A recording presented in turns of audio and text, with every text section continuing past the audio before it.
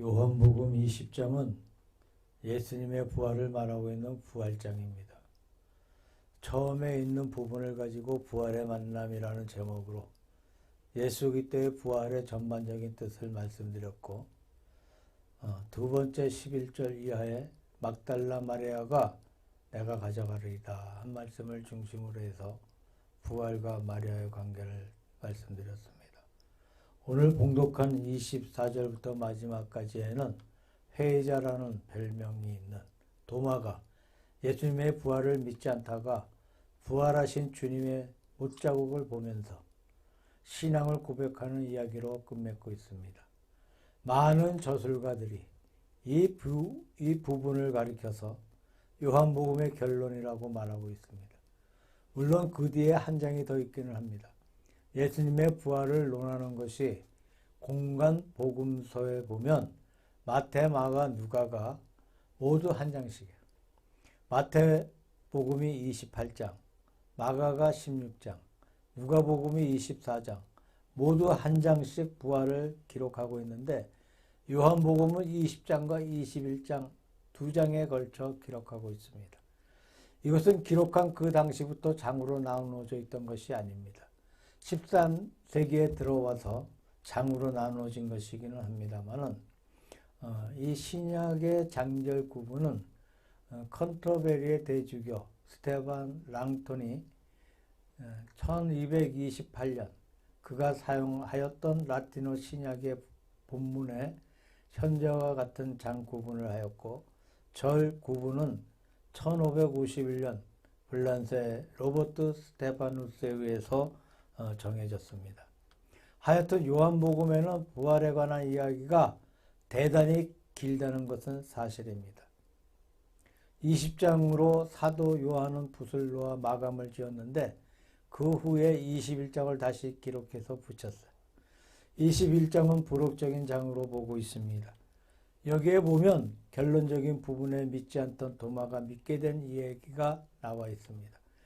교회에서 설교하시던 목사님이 자기의 설교 내용을 다 말한 후에 어떤 사람이 예수를 안 믿다가 믿게 된 예화를 들어서 설교를 매듭짓는 경우를 볼 수가 있습니다. 흡사 그와 같은 분위기를 느끼는 것이죠. 믿지 않던 도마가 예수님을 만나서 신앙을 고백하는 이야기로 끝나고 그 다음에 31절에는 결론적인 말씀이 기록되어 있습니다. 대단히 유명한 말씀인데 오직 이것을 기록함은 너희로 예수께서 하나님의 아들 그리스도이심을 믿게 하려 함이요 또 너희로 믿고 그 이름을 힘입어 생명을 얻게 하려 함이니라. 이 말씀은 요한복음의 목적을 분명히 밝히고 있는 동시에 요한복음의 결론을 맺는 구절이라고 할 수가 있습니다. 이제 요한복음 전체를 염두에 두고 잠시 생각해 보려고 합니다. 요한복음의 맨 처음 1장 1절에서 18절까지의 서문이 있는데 그 서문이 대단히 웅장했다는 것을 요한복음 강해를 시작할 때 말씀드렸어요. 이 서문은 로고스의 창가라고 불리고 있습니다. 예수 그리스도를 하나님의 말씀, 로고스라고 부르면서 그 로고스에 대한 창가로 서문을 장식하였습니다. 그 내용은 철학적이기도 하고 대단히 심오한 진리를 간직하고 있습니다.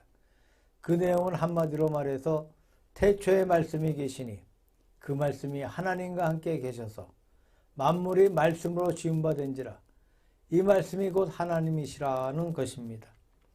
요한복음은 예수 그리스도가 하나님이시라는 사실을 선포한 복음으로서 맨 처음부터 예수가 바로 하나님이시라는 사실을 서문에서 선포합니다. 그리고 그 다음에 내려가면서 숱한 예수님의 설교들이 있고 7가지의 기적들이 있고 7번 반복하는 나는 무엇이다 라는 말씀이 기록되어 있습니다. 여러 가지의 내용을 진지하게 전개해 가다가 마지막에 나는 못 믿겠다 하면서 안 믿던 사람이 회개하고 믿게 된 이야기로 매듭을 짓고 있습니다. 그 다음에 결론을 붙여 오직 이것을 기록함은 너희로 예수께서 하나님의 아들 그리스도이심을 믿게 하려 함이요 또 너희로 믿고 그 이름을 힘입어 생명을 얻게 하려 함이라는 이런 결론적인 문구가 주어지고 있습니다. 얼마나 아름다운 복음입니까? 전체를 볼 때 아주 잘 짜여져 있는 참으로 심오하고 신비하고 체계가 짜여져 있는 것을 느낍니다. 성령께서 감동하셔서 성경을 기록하는 이 문구만 신비한 것이 아닙니다. 문구만 놀라운 것이 아니라 전체 구조 자체가 참으로 신비롭다고 할 수가 있습니다. 이 부분은 요한복음 전체의 결론적인 부분인데 여기에 믿음이 강조되고 있습니다.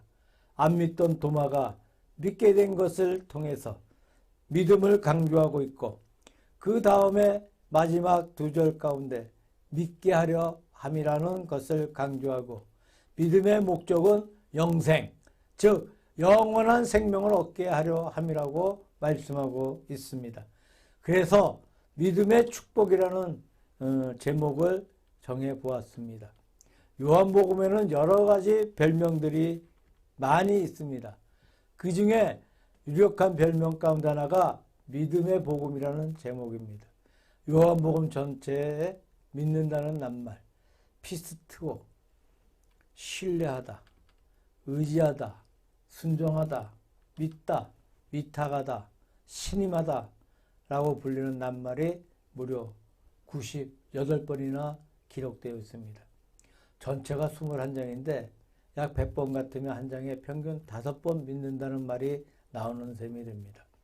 그렇게 믿음이라는 말이 많아요. 그래서 믿음의 복음이라고 불리고 있는 사실을 볼 수가 있습니다. 오늘 본문 말씀에서 도마에 대한 사건에도 예수님께서 부활하셔서 제자들에게 나타나 보이셨을 때 그들은 예수님을 보고 기뻐서 믿게 되었습니다.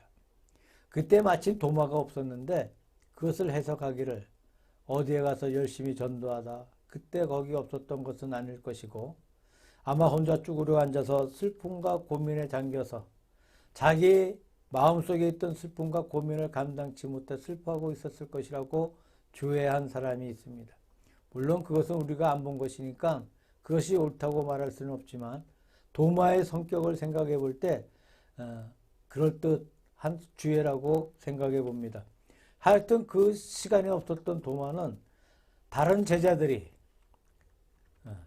우리가 주님을 만나 배웠다고 말하면서 기쁨에 넘쳐 신앙을 고백하고 기뻐서 못 견디는 것을 보고 하는 말이 나는 못 믿는다. 내가 직접 예수님을 만나서 손자국을 보고 이마에 가시면류관을 그 자국을 보고 옆구리에 창자국을 보아야 내가 믿지 안 그러면 못 믿겠다 라고 말합니다. 어떤 사람은 도마를 회의주의자라고 하고 어떤 사람은 도마를 실증주의자라고 합니다. 실제 증거가 있어야 믿지 증거 없이 막연하게 믿지 못한다는 점에서 실증주의자라고 합니다. 그리고 한 8일쯤 지나서 예수님께서 나타나셨는데 마치 도마가 나는 못 믿겠노라고 하던 그 말을 직접 들으신 것처럼 도마에게 나타나 손을 내보이시면서 내 손을 내밀어 내 옆구리에 넣어보라. 그리고 믿음 없는 자가 되지 말고 믿는 자가 되라고 말씀하십니다.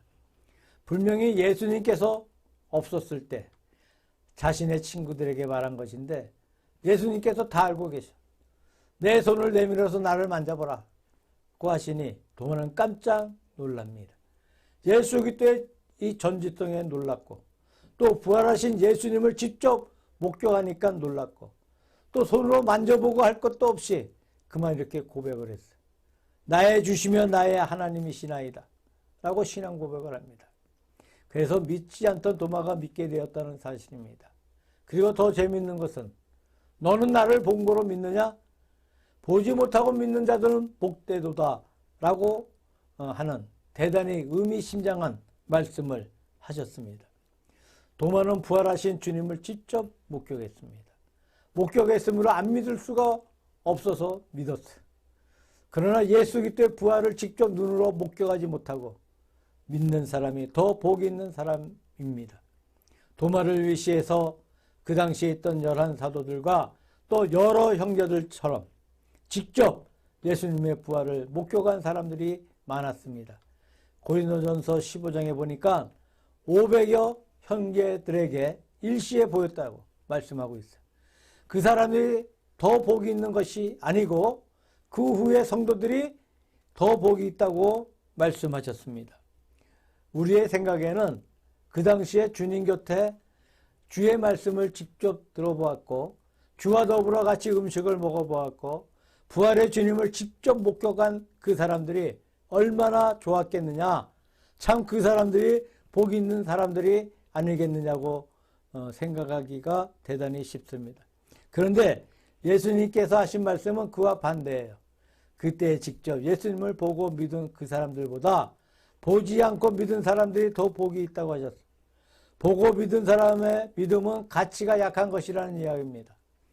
보지 않고 믿는 사람의 믿음이 보다 더 가치가 있다는 뜻이 됩니다.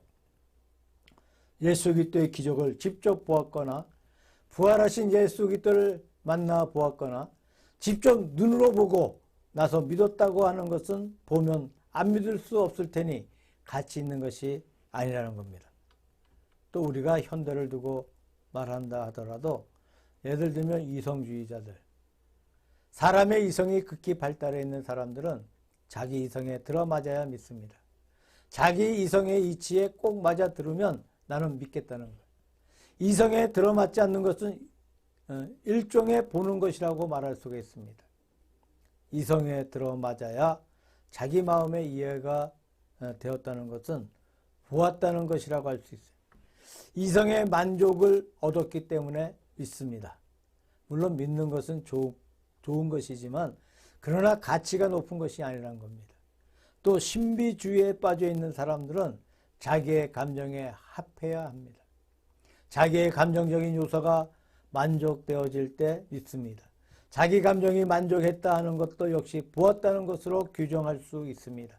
물론 그렇게 믿는 것도 나쁜 것은 아니지만 이것도 절대 높은 가치가 있는 것은 아닙니다. 이성에 맞지 않습니다. 감정에도 맞지 않습니다. 아무데도 증거가 없습니다. 그러나 나는 믿습니다. 아무런 증거가 없습니다.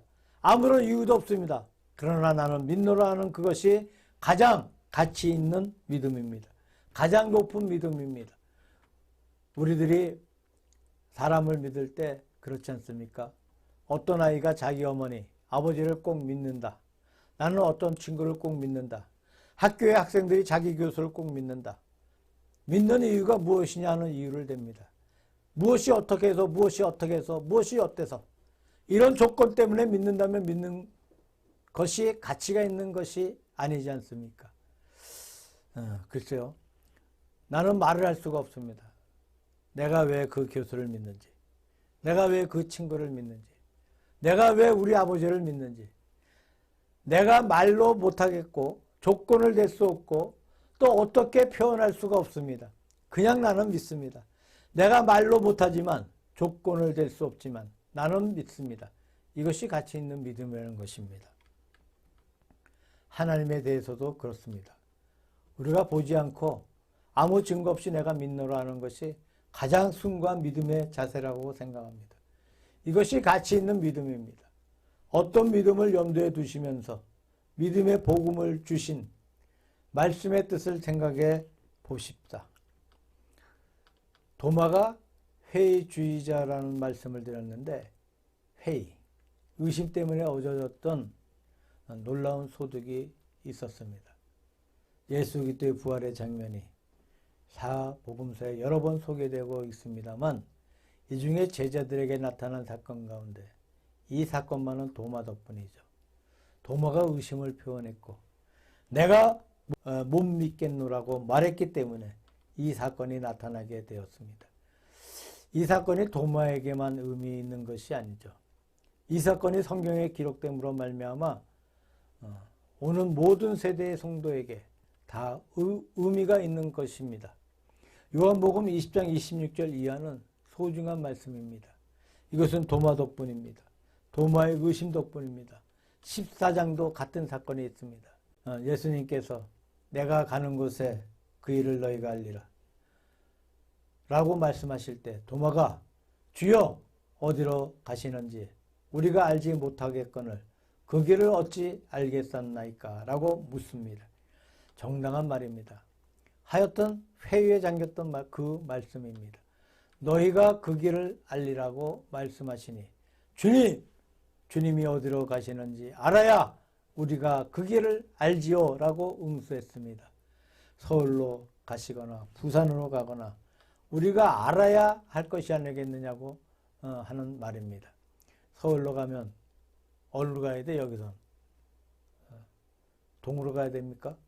부산으로 가려면 어디로 가야 돼요? 남쪽으로 가야 되는데 어디로 가는지도 모르겠는데 우리가 어떻게 길을 안단 말입니까? 라는 말입니다. 그때 예수님께서 14장 6절에 유명한 말씀을 합니다. 내가 곧 길이요 진리요 생명이니 나로 말미암지 않고는 아버지께로 올 자가 없느니라. 이 유명한 말씀은 도마 덕분에 이 말씀이 나왔어요. 도마의 의심 덕분입니다. 서양의 격언에 그런 말이 있습니다. 한 번도 진지하게 의심해 본 일이 없는 사람은 진지하게 믿지 못한다는 말이 있어요. 의심에는 두 가지가 있습니다. 첫째, 의심하기 위한 의심이 있고 두 번째로 믿기 위한 의심이 있어요. 도마의 의심은 의심하기 위한 의심이 아닙니다. 믿기 위한 의심이었습니다. 우리가 진지하게 하나님 앞에 진리를 탐구하는 믿기 위한 의심은 나쁜 것이 아닙니다. 도무지 의심해보지 못했다는 것은 도무지 참 믿음을 가져보지 못했다라는 말과 마찬가지입니다. 의심의 문제를 풀어낸 그때 참 믿음이 생겨난다는 것입니다. 그런 의미에서 믿음은 의심의 고비를 넘어가는 것이라고 할 수가 있습니다. 하여튼 도마 때문에 14장에 유명한 말씀이 기록되어졌고 20장에 유명한 사건이 주어졌어요. 이것은 도마의 의심 덕분이라고 할 수가 있습니다.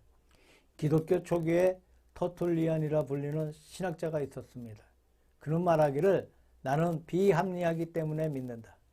하나님의 진리가 이치에 맞지 않아 이치에 맞는다면 내가 안다 할 것이지 믿는다 할 수 없는 것이 아니겠느냐. 내가 믿는다고 하는 것은 이치에 맞지 않기 때문에 내가 믿는다고 한다라고 했습니다. 그와 정반대로 어거스틴 같은 분은 말하기를 나는 알기 위해서 믿는다라고 말했습니다. 터툴리안의 경우는 믿는다는 것과 안다는 것은 상극으로 서로 모순되는 것이다. 믿음의 세계는 아는 세계가 아니다. 아는 것은 못 박아 없애버리고 믿는다고 말합니다. 어거스틴의 세계에서는 믿음과 지식이 같이 붙어 있어요. 믿음을 통해서 알게 된다. 그래서 나는 알기 위해서 믿는다라고 말합니다. 저는 이 두 가지 말이 다 같은 진리라고 생각하고 있습니다. 터툴리안이 안다고 말하는 것은 낮은 세계의 지식을 의미합니다. 어거스틴이 말하는 안다는 것은 높은 세계의 지식을 말해. 낮은 세계에 안다 하는 것과 믿는다는 것은 모순됩니다. 그러나 높은 세계에서 안다는 것과 믿는다는 것이 합치가 된다는 거예요. 믿는 가운데 참으로 높은 지식이 생겨나올 수 있다고 믿습니다. 하여튼 이 두 사람의 말은 역설처럼 보이면서 다 같이 믿음을 지향해 있는 것을 볼 수가 있습니다. 어거스틴의 일화에 그런 말이 있어요. 그가 원래 어머니 모니카의 경건한 믿음 때문에 회개해 믿기는 했지만 원래 참 머리가 굉장히 큰 사람이고 또 대단히 지식이 높은 사람이었고 플라톤 철학이 아주 심취된 사람이었어요. 그래서 그의 책을 보면 인간 철학 가운데 최고의 철학이 플라톤 철학이라고 말하고 있습니다.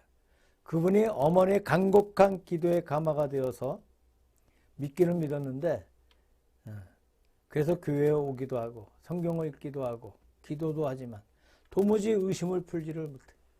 확실히 믿지를 못해서 고민에 늘 쌓여 있었습니다. 어느 날 고민에 쌓여 있다가 잠이 들어 꿈을 꾸었는데 아니 넓은 해변가에 자기가 우두커니 앉아 있습니다. 꿈에도 고민에 쌓여 근심스럽게 앉아 자기 머리의 의심을 풀어내지 못하고 있다는 거죠. 그리고 넓은 해변가에 이렇게 보니까 어떤 조그만 꼬마가 뛰어다니면서 놀고 있는데 무엇인가를 합니다. 가만히 보니까 모래에다가 구멍을 한 개 파두고 자기의 그 조그만 손을 가지고 바닷물을 길어와서 구멍에 갖다 넣는 거예요. 그 물이 쭉쭉 빠져버립니다. 또 가서 물을 길어 넣으며 또 쭉 빠져나가요. 이렇게 열심히 다니면서 갖다 붓고 또 갖다 붓고 하는 걸 보면서 어거스틴이 그 아이에게 다가가 너는 무엇을 하고 있는 거냐? 라고 물었어요. 그 아이는 거들떠보지도 않고 말만 중얼거립니다. 내가 이 바다의 물을 전부 다 내 손으로 길어와 구멍에 넣으려고 합니다. 라고 말합니다. 하도 어이가 없어서 웃으면서 얘야 너 무슨 소리를 하고 있냐? 내가 그 작은 손으로 어떻게 바닷물을 다 깃는단 말이냐? 또 설령 깃는다고 하자. 바다에 그 많은 물이 이 조그만 구멍에 어떻게 들어갈 수 있단 말이냐? 그런 어리석은 생각을 하지 말라고 말합니다. 그러니까 아이는 그 소리를 듣더니 들은 척만 하면서 그냥 달려가서 또 물을 길어오고 말을 합니다. 아저씨, 보기에 제가 어리석게 보입니까? 대단히 어리석은 아이처럼 보인다. 그러나 사실은 나보다 더 어리석은 사람이 또 하나 있습니다. 라고 말합니다. 그게 누군데? 아저씨 당신입니다. 저는 이 작은 손을 가지고 바닷물을 길어올 수 있을지 모르지만 아저씨는 작은 머릿속에다가 하나님을 집어넣으려고 그리고 하나님의 세계를 다 하려고 하니까 얼마나 어리석습니까? 라고 말하더랍니다. 이 말을 듣고 깜짝 놀라 잠이 깨어버렸어요. 그때 그는 크게 깨달았다고 합니다. 자기의 작은 머리 안에 하나님을 다 집어넣겠다는 것은 어린아이가 바다의 물을 그 구멍에 넣겠다고 한 것보다 더 어리석은 일이라는 사실을 깨달았다는 거죠. 그래서 어거스틴의 하나님의 절대 주권 사상이 나왔습니다. 자, 하나님은 전지하시고 전능하시고 예정하시는 절대자이시므로 무조건 하나님을 믿는다는 믿음이 나왔어요. 이것이 유명한 어거스틴의 신학이 되었고 신앙이 되었고 사상이 되었어요.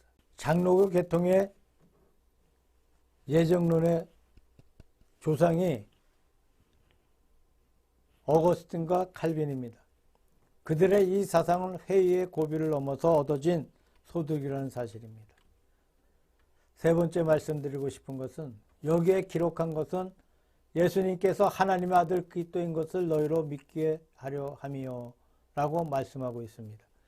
예수님께서 행하신 모든 기적은 모든 말씀은 전부 한 곳에 집중되고 있습니다.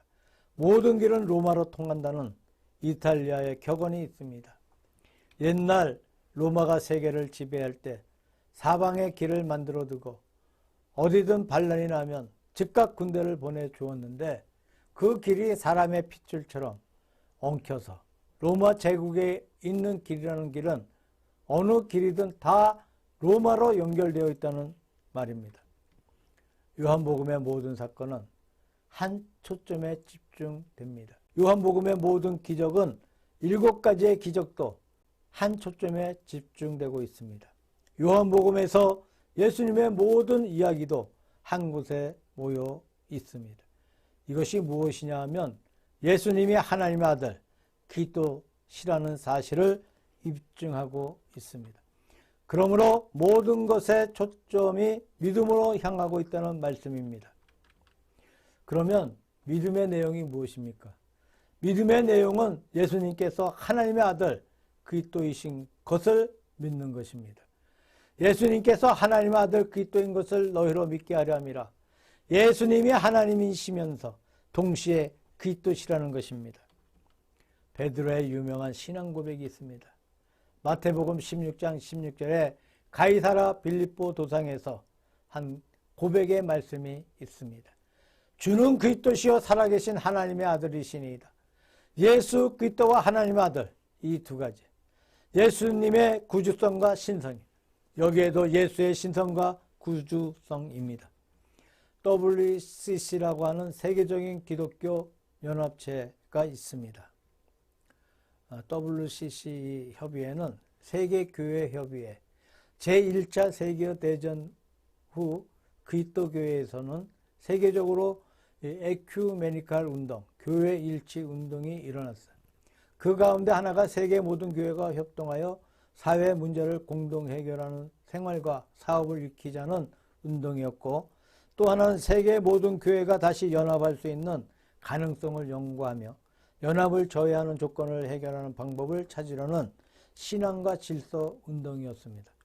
얼마 지나지 않아 두 조직은 통합을 시도하게 되었고, 그러나 제2차 세계대전이 일어난 바람에 1948년에 돼서야 제1차 총회를 열 수 있었습니다. 총회는 의사결정기구로 세계 각국의 여러 지역에 대략 6년마다 한 번씩 개최합니다. 이 단체는 교회도 아니고 교회의 명령이나 지시를 내리는 조직도 아닙니다. 단지 교회의 일치와 갱신을 위해서 봉사하고 교회들이 서로 만나서 대화하며 기도하고 관용과 상호 이해의 정신으로 협동할 수 있도록 기회를 제공합니다. 미국 장로교회, 브라질 오순절교회, 러시아 종교회, 오스트레일리아 성공회, 케냐 감리교회, 미얀마 침례교회, 파푸아 뉴기니아 연합교회 등이 가입하고 로마 카톨릭교회와 남침례교회 등은 가입하지 않았어요. 한국에서는 대한예수교 장로회, 기독교 대한감리회, 한국기독교 장로회 이 3개 교단이 가입하였습니다. 이 WCC는 모든 교파를 총망라했기 때문에 교리라는 것을 내세우지 않습니다. 유엔기구와 마찬가지지요. 유엔기구가 공산주의라면 안 된다거나 자유주의자만 해야 된다고 주장하면 안 될 것이 아니겠습니까? 유엔기구는 공산주의자, 자유주의자 구별이 없어. 그래서 WCC도 교리는 일체 관여하지 아니하고 또 예배의식, 성찬의식도 마음대로 맡겨놓습니다. 그것이 WCC인데 그러한 기구임에도 불구하고 한 가지는 있어. 한 가지 교지가 있는데 뭐냐? 예수 그리스도가 하나님이시오. 그리스도시요. 구세주이다는 거야. 이 교리를 믿는다는 겁니다. 이 교리는 초대 베드로가 신앙 고백을 한 동시에 요한복음이 처음부터 끝까지 강조한 교리이고 우리 기독교 역사에서 공통되는 교리라는 겁니다. 세계에는 여러 교파들이 많이 있습니다. 우리가 인정하는 교파가 있고 인정하지 않는 교파가 있어. 인정하지 않는 교파는 무엇이냐? 교판에 온갖 교리가 다 있다 해도 괜찮은데 한 가지 예수의 신성과 구주성을 인정하지 않으면 우리는 인정하지 않습니다. 다시 말해서 예수 그리스도의 신성과 구주성을 인정하지 않는 교파는 이단이라는 것, 사교라는 겁니다. 예수 그리스도의 신성과 구주성을 믿는 교파는 우리가 타 교파라고 해도 인정하고 이것을 믿지 않으면 우리는 인정하지 않습니다. 이것은 모든 기독교 교리의 기본적인 교리로 볼 수가 있습니다. 일본 사람들은 신심에 강조점을 두고 있습니다. 믿는 마음 자체가 중요하다고 보고 있습니다. 심지어 물고기 머리도 새꽁지도 지팡이도 믿으면 된다는 식이에요. 우에노 공원에 신사가 있는데 그 뒷뜰에 온갖 신들을 섬기고 있는 돌들을 가지고 만든 탑들이 많이 있습니다. 그런데 놀라운 것은 그 탑 위에 자기의 신앙의 대상자를 내세웠는데 새를 만들어 놓고는 그 위에 탑을 만들어 놓았습니다. 새들을 숭배한다는 것입니다. 포수들의 신인지 모르겠습니다. 또 어느 곳에는 칼을 그 위에 놓았습니다. 부엌칼. 아마 이것은 백정들의 신인지도 모르겠습니다. 혹은 물고기를 만들어 놓은 것을 보았어. 하도 어이가 없어 이런 것들을 어떻게 신이 될 수 있겠느냐고 생각을 했습니다. 일본 사람은 신앙의 대상이 무엇이냐를 안 가립니다. 그 대상이 무엇이든 상관이 없어. 다만 지극히 믿으면 된다. 이 지극히 믿는 신심에 중점을 두고 있습니다. 이것이 우리 기독교와 근본적인 차이점입니다. 우리는 물론 지극히 믿는 것을 강조합니다. 그러나 아무렇게나 지극히 믿으면 되는 것이 아닙니다. 우리는 신앙의 내용을 대단히 중요시합니다. 그 내용은 예수님께서 하나님의 아들 그리스도시라는 것입니다. 이 내용이 어긋나면 아무리 지극히 믿어도 믿음이 아니에요. 이와 같이 첫째는 믿음입니다. 그 다음에 믿음의 내용입니다.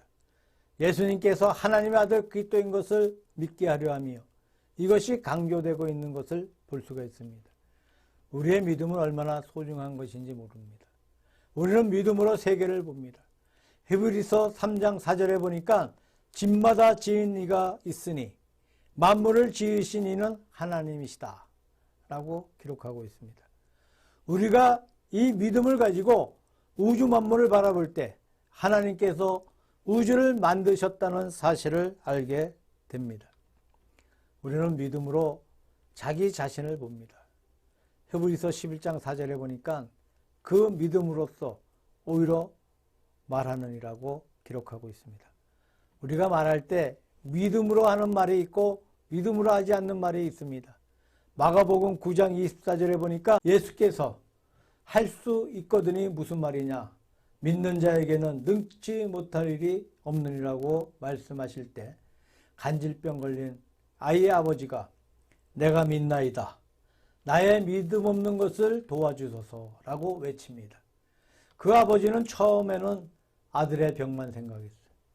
그러나 예수님의 말씀을 듣고는 자기 믿음을 생각했습니다. 믿음으로 자기를 본 것입니다. 히브리서 11장 16절에 보니까 하나님께서 지으신 본향을 바라본다고 기록하고 있습니다.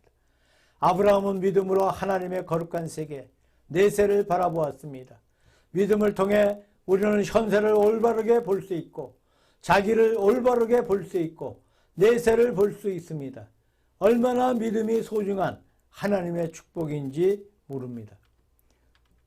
그 다음에 결론적으로 말씀을 드리면 믿음으로써 생명을 얻게 하려 하심이니라고 말씀하고 있어요. 요한복음 3장 16절 이 말씀은 복음의 요약이라고 말하고 있습니다. 하나님이 세상을 이처럼 사랑하사 독생자를 주셨으니 이는 저를 믿는 자마다 멸망하지 않고 영생을 얻게 하려 하심이라. 여기에서도 믿음이 강조되고 있습니다. 그러나 중요한 것은 다들 무엇 때문에 믿는 것이냐, 믿음의 목적은 무엇이냐 하는 것이죠. 자, 믿음의 목적은 생명을 얻게 하려 하심입니다. 영원한 생명을 얻는 것이 바로 믿음의 목적이라는 거예요. 우리가 믿음으로써 얻는 것이 많습니다. 세상에 살아갈 때에 올바른 인간, 사람이 될 수 있고 수양과 도덕을 할 수 있고 마음이 늘 안정될 수 있고 가정이 편안할 수도 있고 현실에서 우리가 올바르게 살 수 있다고 믿습니다. 그러나 우리의 믿음의 목적이 단순히 현세에서 편안히 살고 잘 살고 거기에서 끝나버리고 만다면 참 믿음이 아닙니다. 내세의 영원한 생명이 믿음의 근본적인 목적입니다. 우리가 영원한 생명이 확보될 때 현세도 올바르게 살 수가 있습니다. 영생을 믿지 않고 현세를 올바르게 살려고 하면 올바르게 살지를 못합니다. 영생이 확보되어 있을 때 현재의 생활도 올바르게 살 수가 있습니다. 생명을 얻게 하려 하심이니라. 이 생명은 하나님이 주신 영원한 생명인 것입니다. 가장 존귀하고 가장 완전한 생명입니다. 요한복음은 회의주의자 도마가 믿게 된 사건에서 결론이 주어졌다고 말할 수 있습니다만 이 사건 이후 도마는 완전히 잘 믿는 자가 되었고 외경인 도마 복음서 전승해 볼 것 같으면 도마는 그 후에 신실히 잘 믿었고 자기가 그동안 잘 믿지 않고 의심했던 것을 늘 부끄러워했다고 합니다. 그래서 나는 편안하게 전도할 자격이 없는 사람이다. 나는 조금 멀리 가서 고생스럽게 전도해야겠다. 그렇게 결심하고 인도에 건너가서 복음 선교를 하기로 결심하고 인도에 건너갔다는 말이 있습니다. 인도에 건너갔는데 인도는 그때 세국 정책을 해서 외국 사람은 아무도 들여보내주지 않았어요. 단 한 가지 예외로 인도는 목수가 아주 귀하기 때문에 목수만은 자유롭게 입국시켜 주었다고 합니다. 그래서 도마가 목수 기술을 배워서 목수가 되어서 인도에 들어갔다는 이야기가 남아 있습니다. 한 번은 인도 왕이 도마가 목수일을 한다고 해요. 말을 듣고 도마에게 많은 돈을 주어서 자기의 왕궁을 하나 지어달라고 부탁을 했다고 하는데 그런데 도마가 그 돈을 받아서 이 왕궁을 짓는 것이 아니고 사방을 다니면서 그 돈으로 가난한 사람들을 구제해버렸어요. 그래서 그 돈을 엉뚱한 구제하는 데 다 써버렸어요. 그의 왕이 이제 약속한 날이 다 되어서 완공이 다 되었는지 조사를 해보니까 아직도 공사가 시작도 안 됐어. 왕이 노해서 이제 도마를 잡아서 가둬두고 죽여버리라고 했습니다. 근데 그 왕의 동생이 사촌형이죠. 사촌형이 사형 집행 전날에 꿈을 꾸는데 그 꿈이 뭐냐면 이 사촌이 죽어서 하나님의 나라에 갔는데 거기에 참 좋은 집들이 많았고 그 중에 진짜 좋은 집이 있었는데 그래서 저게 누구 집일까 궁금해서 그 집 앞에 문표를 보았더니 자기 나라의 왕의 이름이 쓰여져 있다는 거예요. 하도 집이 좋고 잘 지어져 있어서 거기에 있는 하늘의 천사에게 이 집을 누가 지었습니까? 라고 물으니까 도마가 지었다는 말을 하더랍니다. 그리고 잠이 깼어. 잠을 깬 후에 동생한테 가서 말하기를 내가 간밤에 놀라운 사실을 보았습니다. 내가 죽어서 저 세상에 갔던 모양인데 가서 보니까 아주 좋은 집이 너무나 많아요. 그 중에서 굉장히 좋은 집을 보았는데 그게 바로 왕의 집이었습니다. 하도 집이 좋길래 누가 지었냐고 천사에게 물었더니 도마가 지었다고 대답을 합니다. 집이 너무 좋았습니다. 라고 했습니다. 그때 왕이 깨닫고 도마를 죽이려 하던 것을 취소하고 죽이지 않고 열심히 도마를 도와서 복음 선교에 이바지했다고 합니다. 그래서 도마를 통해 인도의 교회가 섰는데 지금 인도에 가면 말라발 교회, 사도 도마는 주 50년 혹은 57년경에 남인도의 서해안 말라발에 도착하여서 전도 활동을 한 결과 그 지방 일대에 7개의 교회를 세웠다는 전설이 있습니다. 이것은 인도의 최초 교회예요. 또 지금도 인도에 있는 기독교인들에게 물어보면 바로 도마가 세웠다고 믿고 있습니다. 자, 인도의 말라발 교회 기원에 대해서 아마 사실이라고 믿고 있습니다. 도마가 확실한 믿음을 가지게 됨으로 말미암아 자기가 구원받은 것이 아니라 인도의 큰 교회를 세우게 되었습니다. 자기만 구원받은 것이 아니라 인도의 큰 교회를 세우게 되었어요. 그래야 인도 대중들의 가슴 속에 복음이 선포되어가는 놀라운 역사가 일어났습니다. 요한복음은 전체적으로 믿음의 복음이에요. 처음부터 끝까지 믿음을 강조하고 있는 복음. 그 믿음의 복음이 진지한 도마의 의심을 통해 놀라운 초유의 기사를 우리에게 보여주고 있습니다. 또한 모든 요한복음의 사적은 한 군데로 집중되고 있는데 예수님께서 하나님 아들이시고 그리스도이신 것을 즉 신성과 구주성을 우리에게 확실하게 보여주고 있습니다. 우리가 그것을 믿음으로 말미암아 하나님 앞에 영원한 생명을 얻는다고 말합니다. 이것이 믿음의 목적이에요. 우리가 이 복음을 올바르게 이해하고 올바르게 믿고 또 복음이 주는 거룩한 올바른 생명의 축복을 마음으로 확실하게 붙드시기를 우리 주 예수 그리스도의 이름으로 축원합니다.